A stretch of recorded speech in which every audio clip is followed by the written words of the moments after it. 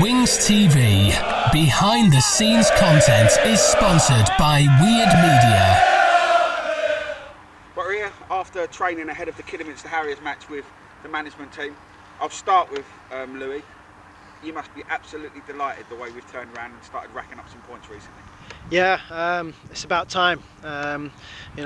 We know in-house that it's been coming. It was only a matter of time. Performances were good. Just a few fine details that we needed to address and to get better at. And I think the boys have definitely taken that all on board, and that's resulted in 3 wins on the bounce. So yeah, we're absolutely delighted. Maka, what do you put your finger onto? What are the main reasons why we're now suddenly accumulating points? Because the performances, we've not put many bad performances in this season. So why are we now getting the points we probably deserved earlier?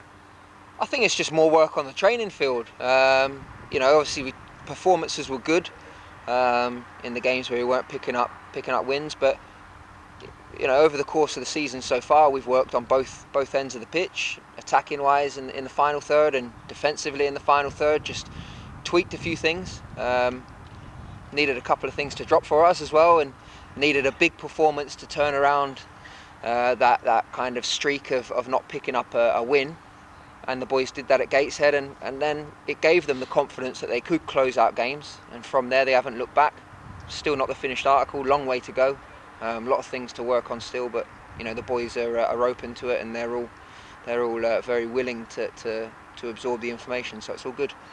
Paul, we're playing teams that were around the bottom and around us, so it really is important, and it is good the fact that we are taking points off of them, and putting that bit of a gap between us and them at this stage of the season. Yeah, no, definitely. Again, it's not necessarily teams below or around us. I think anyone we play against, we always set ourselves up and work to the same principles. So whoever we play, it's the same level of commitment, work on the training field, and the same performance is expected. Like performances have shown against Gateshead and other teams when we haven't quite got wins. It doesn't matter who we play. We're confident that we can beat anyone where we're at it. So, we said the other day after the game, we're always looking up. And again, we'll continue doing that. It doesn't matter if we play teams below or above us, we're always going to be looking for a win. Louis, we've had some players go out on loan and dual reds. Can you tell us what the current state is for those players? Are they out there purely for fitness or a little bit of financial reasons, or are there possible moves going to happen? No, it's mainly for fitness, to keep them match fit. Because when called upon, we need them to be able to impact the game positively. So Joey Taylor's out there getting valuable game time at Leatherhead. So is Tash. Tash has just gone out there. He's played his first game on Wednesday, so he'll be out there for a month playing games as well. Kojo's out at VCD getting games as well, and yeah, it's just so that they can stay sharp, get their match fitness, so when we call upon them, they're going to be a lot more ready to fit in and do the job. Matt, the injuries at the moment, we've had Harry Osborne, Zach Fagan, Barney, Joey, Kieran St Amy. Can you let us know, is anybody due back? Is anybody actually back? Yeah, as far as I'm aware, I think Harry Osborne is definitely available for tomorrow, as he was on Saturday. I think Barney's available for selection as well. It's just, I think there's a question mark over Zach. We're going to have to clear that with Callum, the physio, now when we finish with you. And then it's just Kieran, who's the only one that's still a couple of weeks away yet. But just yesterday we had a good report from the physio that he's been working with up at St George's Park.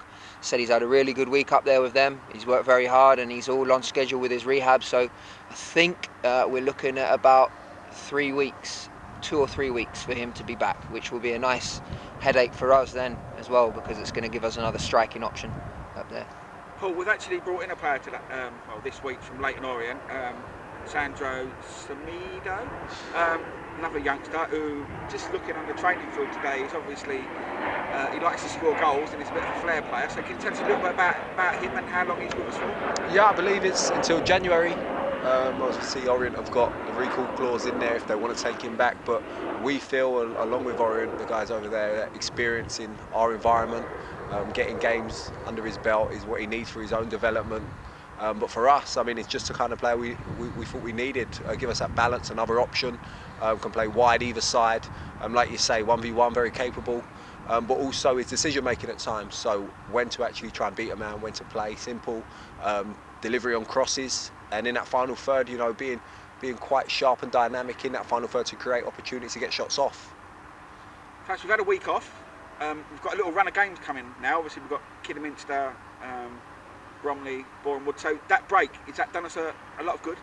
Yeah, it's always nice to get extra sessions on the training field, because then we can get some information into the guys, and we've done some more video analysis, so it's just a matter of becoming a bit more organised, addressing those fine details, and yeah, improving on the training field. So yeah, it was a nice welcome break, but yeah, we're looking forward to a period of games coming thick and fast, because we want to keep that run of form going, you know, and we don't want to look too much further than tomorrow, really, because it's still a game to be played, and you know, we're not going to take them lightly, even though they're at the foot of the table. It's important that we go there with the same attitude that we approach every other game, and we go and look to extend our winning run. We want 4 out of 4. Matt, now we have sort of come out of a bit of a blip results-wise, I will ask you a question. Were you always confident as a management team and in the players that we would start to accumulate points? Because don't get me wrong, if we didn't start to accumulate points, we'd still be down there. But we have got the points. Has that taken a little bit of the pressure off of everybody at the club? I think within the 3 of us, and I think within the group of the boys, the players, the pressure from outside, we don't ever really feel that. We put too much pressure on ourselves as individuals. You know, personally, we've got high expectations of ourselves, and we expect to fulfill the goals that we set ourselves at the start of the season, and no one's going to be kind of harder and put any more expectation on us than what we do on ourselves and what the players do on them. So, you know, we were always very confident.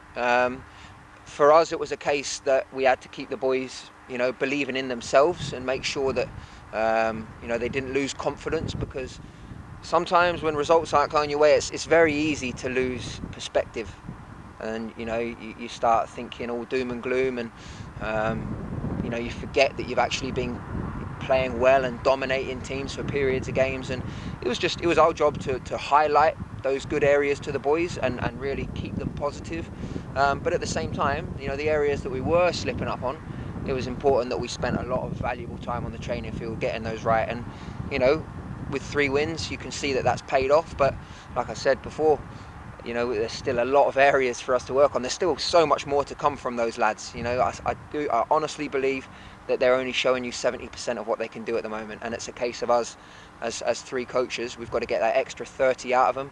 And then I think, you know, I honestly do believe that we can beat anyone on our day, you know, home and away. You know, it's just a case of fine tuning now. But would it be fair to say that to get us through the spell that we were in, we won games through desire, belief, teamwork, shape, organisation, whereas in a couple of games at home, teams had a few chances in the first half against us. We kept them out, and then we sort of stepped up, took over the game, and saw games out. So does that please you as coaches, the manner in which we've won? Yeah, no, definitely. I mean, we've said it before, with a young group of players, that game management side, the experience that you can't get overnight. Obviously, it was important that they learnt from previous mistakes. So in the games, you've seen them actually put that right. And for us, like we say, countless work that we do on the training field, it's nice to see them actually put it into practice. And for us, that's kind of the reassurance that they're buying into what we're teaching them and we're coaching them, and actually as a team everyone's on the same page. So I think performances recently have really shown that we're making strides in the right direction. Faz, well, one final question. We'll look at Kidderminster. Obviously they're a youngish team with a few sort of senior players in there. They're not having a great time of things. It is important for us to go there, get on the front foot and show our mettle and keep this run going tomorrow. Yeah, that's how we approach every game. We aim to start the game well, because that just sets our stall for the rest of the game. And you know, if we do that tomorrow, I've got faith in the boys that will go on and win our 4th game in a row. But the main thing is we don't get complacent, because it's easy to do, especially after 3 wins in a row. You know, we can't afford to take them lightly and expect them just to roll over, because they're going to be fighting. So it's important that we start the game well, and we approach it in you know, we give them respect. We approach it in the same manner as we approach every other game. And you know, if we play to our game plan, and the boys, players, we know they can play, we've got faith we can get 4 out of 4. It's a good opportunity to do so, yeah. Louis, Matt, Paul, thanks for talking to us. Good luck tomorrow. Cheers, Tom. Cheers, mate. But we're after training with Sar Cabba. Sar, you've come back from your little ban for that incident, and two good goals. You're obviously very fit and glad to be back. Yeah, it's always good to be back playing and especially scoring as well. So, yeah, I'm more than happy to be back. You set a target at the start of the season. You Yeah. had a few games out, but obviously you're pretty much on track. Yeah. With your 4 goals in the league. You fancy more coming soon? Yeah, of course, I do fancy more. I'm like a confident guy, so just need to try and score. Hello, Harry. Just need to try and score more, really. Right. So obviously you've played at Kidderminster before. You played at their ground. I played at their ground, yeah, So before, it's yeah. a nice pitch, and that will suit you. Yeah. Get their defenders turned round and hopefully put a goal or 2 in the back of the net. Yeah, every pitch suits me, so I can't really complain about that. Yeah, no, definitely, yeah, it will suit me, and hopefully I can get a couple more goals tomorrow and a good team performance and another win. How has the team managed to turn around getting the points, whereas earlier in the season they had decent performances in most games, but now we're actually accumulating the points? What's happened that's made us now start racking up the points? I think, to be honest, like, I think we believe in ourselves because everyone believes in each other and results are going our way, like, compared to recently where we've been performing well, but we haven't been, getting the results. But most of the results have been like 2-1, 1-0, so we haven't really got better. There's just that little final thing that's missing. So do you see now with the games we've got, I mean, we've got Kidderminster, Bromley, Borehamwood, there's still teams that are, apart from Bromley, there are teams that are round about. So is it important to still rack up some more points against them and put us further away from the teams? Yeah, that's important. We need to obviously try and get as much points as possible, but in this league, no teams are pushovers, so it's going to be hard, like, next couple games to try and get maximum points. Harry, have you got a question for Sar? How old are you? Well, it depends. No, I'm joking. How old actually are you? I'm sweating now. I don't know. I actually don't know my real age. Don't know his age. I don't know. What do you think about his celebration for the goal there? Do you reckon that was out of order, or do you reckon that was good? What, this one? Yeah, go on.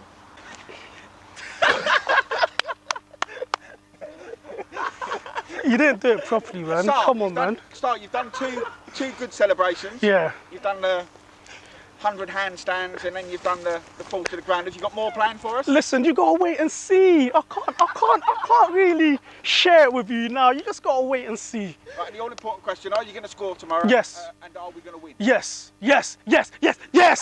Sar Kava, well done. See you later, Tom. Good luck See you. tomorrow. Thank you very much.